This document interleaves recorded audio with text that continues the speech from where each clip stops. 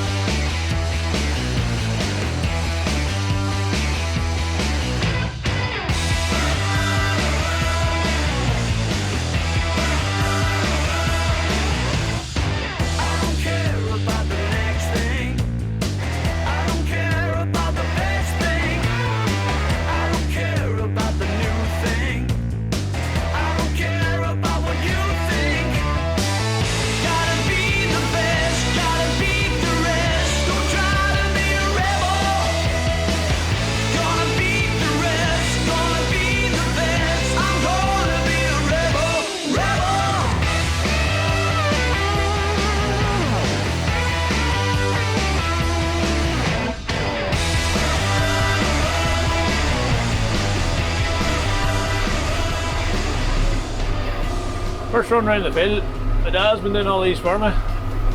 Me drinker to remember there. Nice thing about driving around with your first run is you can see where your wheel has been and you remember the bump. If your wheel hits anything with a bit of a bump, you know to stay back out of it when it comes time to cut the headland. But as I say, I'm out with my dad today. He has 2 mowers. He has put on the old one and get me the good one. So I'm getting to do all the nice handy bits in the middle, and he's doing all the opening and the headlands. This is the first field I've opened. Sure, rain just on. Poor man getting his hay cut in the rain. The only bit of rain about I can see it's clear everywhere else. There's nothing worse hiding in the rain. The rain takes all the fun out of everything. But the forecast is good. So I'm guessing that the fact he's letting us keep mowing, it must be good. The instructions were there's a sharp nap over this here. Never been in this field before. Always entertaining to cut new ground. And he says to stay up out of the rushes. This is the type of mowing my dad gets. It's July now, it's first cut. It would be, I'm guessing a lot of this is for hay. I don't know, maybe around bales, don't know. But either way, it's not easy on a mower. He burned a set of belts off the conditioner this morning on his mower. She's always been notorious for that. The conditioner can actually stroke the grass before it gets cut, whenever it's long and heavy. He carries a set with him, so he's a set in his mower already. She was quite an agey one. I don't remember what year that mower is, but she's only got the 3 belts. This one here is slightly, she looks the same, she's the sort of same generation, but she must have had mods to improve her. So she came with a Gyrodyne head. That old one, he actually put the Gyrodyne head on her.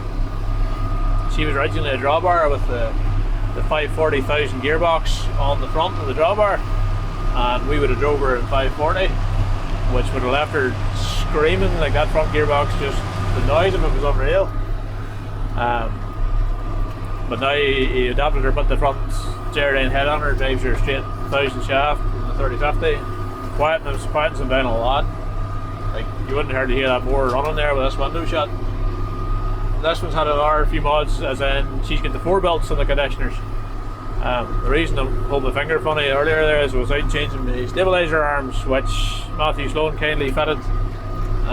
We now have locking arms that don't slap about, which is useful when you've got a Gyrodyne head in your mower. And I was adjusting that, getting that shut, and I just nipped my finger as lovely as you like. It's just going black and blue nail. It's that sort of feeling you get whenever you've snapped a really strong circlip on yourself. Not circlip, linchpin on yourself. But it's nice to be out with that fella again. It's on the type of mowing he gets to. It's late, but it's also hard to get into. I've been on a field today there, and he just sailed straight up into it without a cough. The branch was hanging out over between the 2 posts, and it was just tricky enough getting this thing in wing mirror around the one side on the way in, wing mirror around the other side on the way out, and just lucky that the mower had enough adjustment in it to squeeze through. We did a bit of mowing. My cousin Richard done a lot around Bill, and they only ever had the 110 foot mower back in the day. You know, was mowing for the baler and the harvester, so we would have got a wee bit of their extra mowing. The old fellow says he doesn't get nearly as much mowing now as he used to, but he sort of knew today that the pressure was going to come on, because it's been a catchy season since the great weather of the spring. I mean, it was dry for 40 days or something straight, which is unheard of in this country. There was a wee bit of backlog of grass, and sure enough, this morning there, it's all on, so he wanted the two mowers out, and happy to help him. Decided to run the wee rake back down with the big tractor instead of going to the bar, lifting it off and on a cart center, and that's just what I would leave the tractor down here to help him with his day's mowing, because he knew it was coming up. And it's always nice to be out with your dad. As I say, back he would always have two mowers. Now he had an 8 foot class. She would have been a drum mower with no conditioner, 3 drums on her, and he would have done with her. I've never really worked with her, and I'd have followed him around with a 10 foot and knocked out the centres just like I'm doing now. And then about 3 or 4 days later, when all the hay was ready, you'd have got one mighty evening in the bill, and it would have been a wee competition with 2 or 3 balers to see who got the most bales. You'd have baled 1,000 or 2,000 bales each, and it'd be interesting to see who was the daddy. Usually it was whoever got the outside row got the most. But like, I'm sure a lot of boys are thinking, this 7/8 on a 10 foot mower is a little bit of overkill, and yeah, it is, because I was doing up to 14k with the 2 McCleans on, 15 at a push, but I mean, she was on her limit, and the heavy crop, and to be honest, C4 15k is plenty forward speed for anybody. Like, that's us doing the 4k there now. I'd say a front mower in the front of a trail mower would be a handful. You know, that thing's following me in lovely in and out the gates there at the minute, but if you lost that headroom for swinging in, it should be hard work. So this is the heavy work of my dad's day. This is why the big tractor was bought, why the 3050 was bought back in the day. That mower he's towing is the first 10 foot conditioner mower we ever bought. And originally we towed it with a 2140 2-wheel drive. The golden rule of thumb is 100 horse for the 10 foot. So anybody powering triples with a 200 horsepower tractor, they'll be on their knees if there's conditioners. See anybody running grippers on the triples, you'd savage horsepower for that. There's a serious weight hanging out behind you there, and even the chassis, just something big and bulky to stand against it. You know, you need a big tractor. I think the most I ever cut in one day with a 3050 and the 10 foot, something like 54 acres, and it was in about, I think I counted up, was 37 fields, and they were different parts of the country. Some was in the Glochram, and some was in Machara, and some was in Swatra. And you lose a bit of time at 30k scooting around the road. So I reckon my dad was tempted to send me off in one direction and send him off in another, and do it that way rather than together, but I wasn't so keen on that idea. I've never been a fan of trying to find the field whenever you don't know the ground. You know, it's grand that you work for a contractor and you're going to the same ground every year. You know it, you know what fields, and he says to you that field, that field, that field, you know exactly what he's talking about. But whenever you're in the strange terrain, you need somebody to babysit you, to handhold you and go, right, that one there, and this one here, and that other one over there, and all that crack. There's the odd time the odd man is the wrong field mowed and the wrong field raked and the wrong field baled. The other thing too was, I reckon, I have no tools. If anything hit anything or they change a blade or whatever, sure, it'll be pantomime. Just be easier to stick with Leslie. So a trail mower you'll find too on a hill, she'll lie into it, going across the hill this way, and she'll lie out of it when the hill's lying towards you. The mower wants to lie out of it, so you'll only ever be cutting 9 foot whenever the hill's leaning towards you. On a particularly steep hill now, the very odd time the mower would actually want to slip right out round behind you, just with the nature of the drag. There's nothing pulling her up at that front right hand corner to keep her into it. So you end up having to give her a wee lift in the legs, a wee jack up, like you would do that in outside sward too. You would outside sward, you would do it for the reason of making the beds float more, and more spring tension on them, and just if they're going to hit on the outside swards where it'll happen, and she'd float over it that wee bit better. But on the side cast, the reason you get the jack legs down is to put more weight onto the wheels, to get more pressure, to get that bite, to keep her into it. So sometimes it's easier just to try and avoid mowing up a hill like that if it's wicked steep. Love the gyro down head. Say that back in the day, the drawbar, there was just a wee limit to how tight you wanted to come round, because you're obviously knuckling on the actual shaft. So that was part of the reason we picked the 540.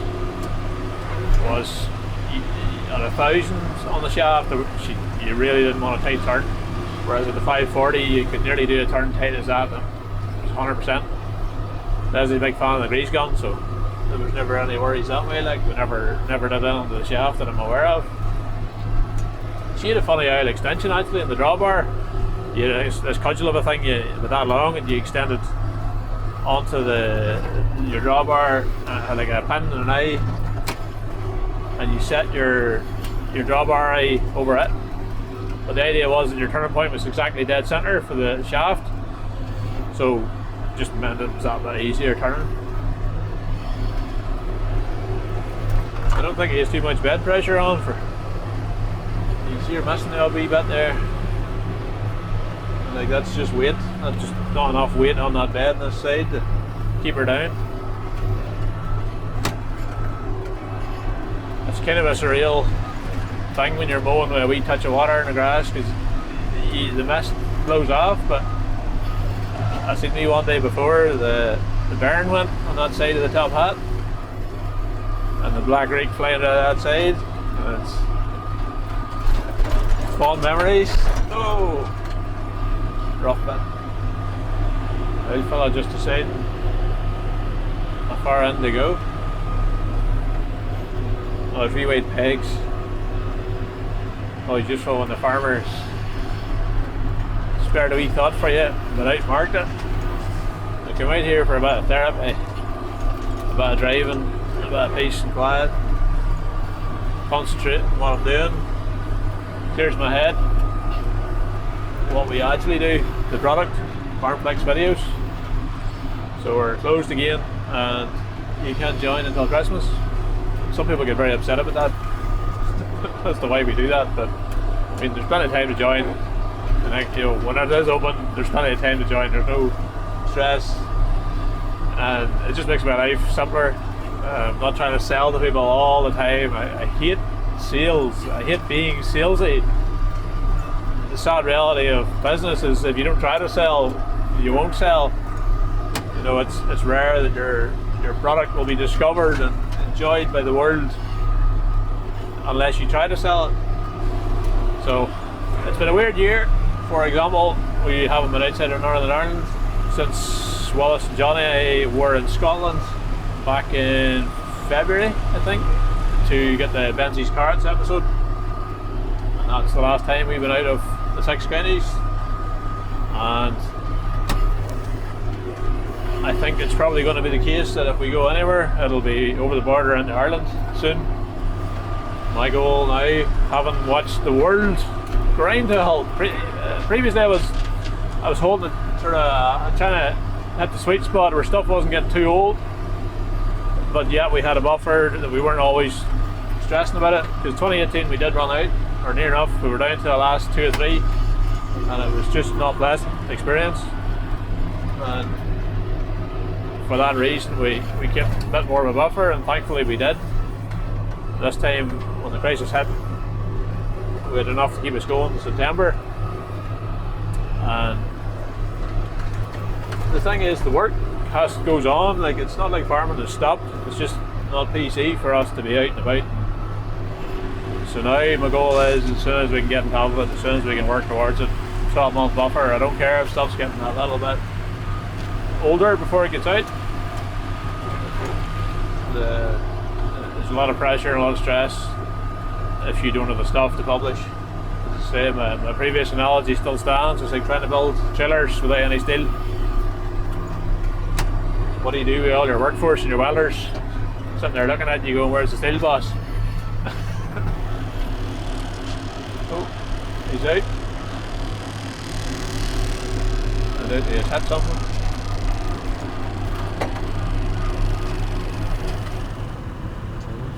As he's maybe in the middle of surgery here, I don't know what he's doing. I don't think I'll go and volunteer to help him. At least not with the mowing. I can go and help him with his spanner work, but that's the old mower. That's exactly why he has her, for places that he's not sure about. I remember one day how that. I remember hitting a rock. I couldn't believe the size of it. It was so big that I went over to the link box and I gathered it up and brought it home. And just lucky enough, when I had it smashed into it, that when I was going down the hill, and it was right in the middle of the field, like it was like 6th run round. No drinkers or nothing there. It was like literally in the middle of the field. And just because we're going downhill, it must have rolled that little bit, so we got away with just blades and stuff. It wasn't like, didn't burst the bed, but it took me the 2 arms to pick her up. You know, it wasn't this size. It was like this size. It's how it got into the middle of the field. I still to this day do not know. And it's not one of them fields that's the side of the road where somebody's just having the crack and being malicious or whatever. It just logically made no sense to me. I see the rake rising in the 30 again. I see he's got 2 strobes in his bonnet that's stuck. He probably doesn't even know that. It does look a bit daft whenever it's not strobing right now. He's a big fan of the strobe. There's 2 in the back of her, up at the top of the roof. We videoed him that day at the slurry, and a car overtook him just as we were all turning in the lane turning into the gate of the field. And like, it looked clear, looked like we were all good to go. We were fully committed in the Jeep in front of him. My working theory is the person ignored his indicator on his mudguard because the strobe at the top of the cab was flashing away. Not to say that the car driver would have ignored it anyway, likely, but yes, there's 1. There's 2. There hasn't many revs on there. But not the cleanest bit of mowing. There's 3, 4, 5, 6. That's in 2 runs.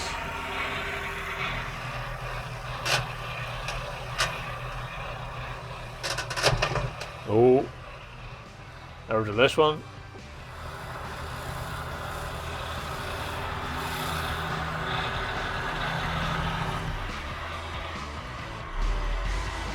As he says no more. He's done. He's falling out.